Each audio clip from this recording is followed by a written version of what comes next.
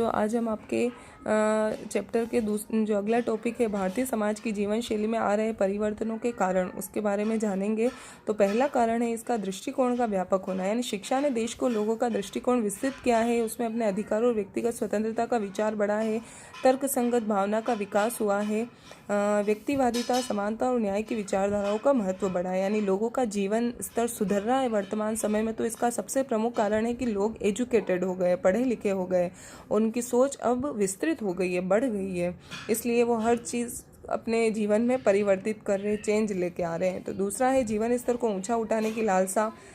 यानी वैज्ञानिक नवाचारों की सामाजिक स्वीकृति ने रहन सहन के स्तर को ऊंचा उठाने और लोगों में भौतिक कल्याण प्राप्त करने की आकांक्षाओं को बढ़ावा दिया है, यानी कि लोग अब अपने जीवन के रहन सहन के स्तर को ऊंचा उठा रहे हैं, इसलिए वो दूसरी चीज़ों पर ध्यान नहीं देते, इग्नोर करते हैं उनको और अपने जीवन को सुधारने की तरफ बढ़ रहे हैं। तीसरा है सामाजिक मूल्यों में परिवर्तन आ रहा है, औद्योगिकरण और मध्यम वर्ग के उदय से समाज के मूल्यों में परिवर्तन आ रहा है, यानी अभी औद्योगिकरण का मतलब है कि उद्योग धंधे बढ़ गए, लोग एक जगह से दूसरी जगह जा रहे हैं और वहाँ के तौर तरीक़ों को अपना रहे हैं और समाज का उदय कर रहे हैं।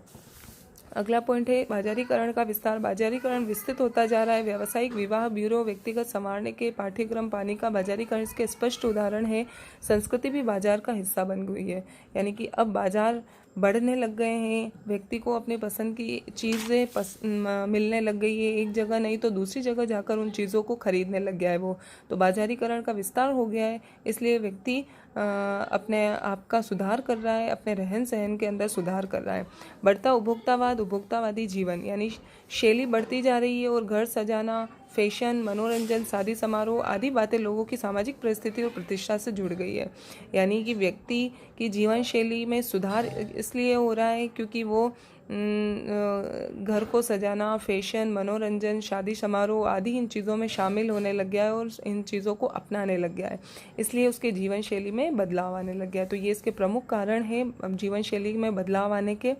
इनको आप अपनी नोटबुक में नोट करके इनको याद करें। Thank you.